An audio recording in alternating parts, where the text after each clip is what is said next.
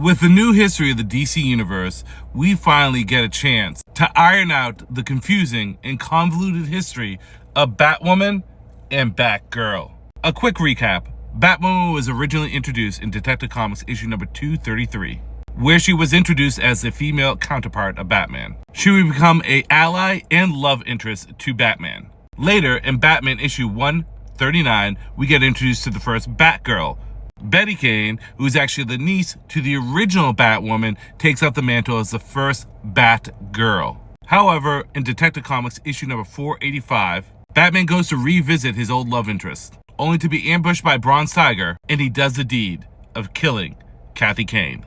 However, that's not the end of Kathy Kane, because in Batman Incorporated issue number 13, Kathy Kane returns as a member of Spiral and takes out Talia al Ghul, seemingly faking her death with Bronze Tiger. Now, there's some confusing stuff that goes on where her name is actually Katrina Netz, I think, and it kind of rewrites history a bit, but don't worry, we'll clarify that. Now, in 52 issue number 7, we get introduced to Cat Kane, not the same character, and I'll explain how it all works later.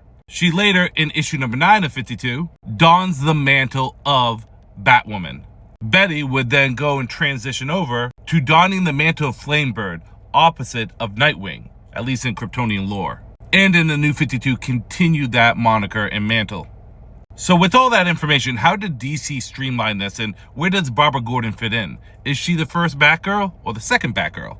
Well, it is revealed that following the death of her husband, Nathan Kane, who is related to Martha Kane or Martha Wayne, so it makes him part of the Kane family, Kathy Kane, formerly Kathy Webb, uses her vast wealth and briefly follows in the footsteps of Batman, becoming the first Batwoman.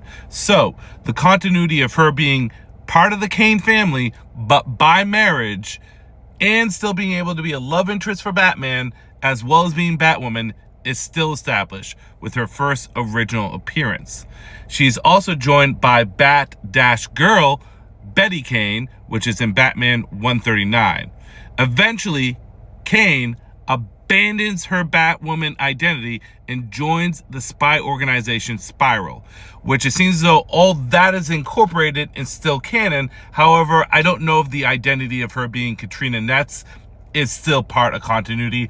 I want to say no. But what about Batgirl, Barbara Gordon? Well, as we can see here, Barbara Gordon debuts as Batgirl in Detective Comics issue 359, Batgirl Year 1, and Batgirl issue 0. But if you notice, her Batgirl is just one word, Batgirl, where Betty Kane's is Bat-Girl, which means that despite the fact that it's the same name, it's two different mantles. So there's Bat-Girl and then there's Batgirl. So let's just sort this out now.